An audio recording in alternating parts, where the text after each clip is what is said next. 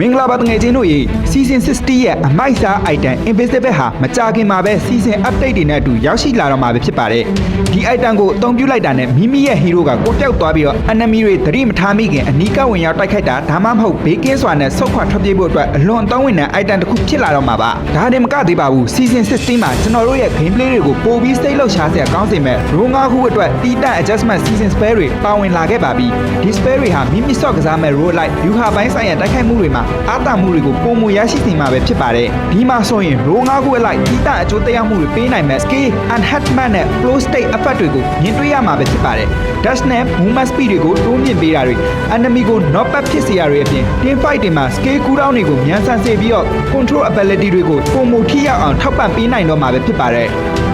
ဒီ season ရဲ့ skill တွေကိုအသုံးပြုပြီး enemy hero တွေကိုမထင်မှတ်ထားတဲ့ combo skill တွေနဲ့ surprise attack တွေကိုပေးနိုင်တော့မှာပဲဖြစ်ပါတယ် enemy တွေကို knock back လုပ်ပြီးထိန်းချုပ်တာအဝေးကနေ skill range တွေတိုးပြီးပစ်ခတ်တာနဲ့ team fight တွေမှာအချိန်ကြာမြင့်စွာတောက်ခံပေးနိုင်ဖို့ ရှိနဲ့ healing effect တွေကလည်းပုံမစွမ်းထက်လာတာကိုတွေ့ရတော့မှာပဲဖြစ်ပါတယ်ဒီ season 60ရဲ့ spell အသစ်တွေနဲ့ invisible item တွေကြောင့် match time မှာ strategy အသစ်တွေနဲ့ကစားရတော့မှာပဲဖြစ်ပါတယ်တကယ်ချင်းတို့ရောဒီ season spell တွေကဘယ် role spell ကိုအကြိုက်ဆုံးလဲ comment မှာပြောပေးခဲ့ကြပါအောင်ဗျနောက်ထပ် HOK ရဲ့ update သတင်းတွေကိုစောင့်ကြည့်ဖို့ကျွန်တော်ရဲ့ account လေးကို follow လုပ်ထားကြဖို့လည်းမမေ့ကြနဲ့အောင်တော့ကြည့်ရှုအားပေးသူတကယ်ချင်းတွေအားလုံးကိုလည်းအထူးပင်ကျေးဇူးတင်ရှိပါတယ်ဗျ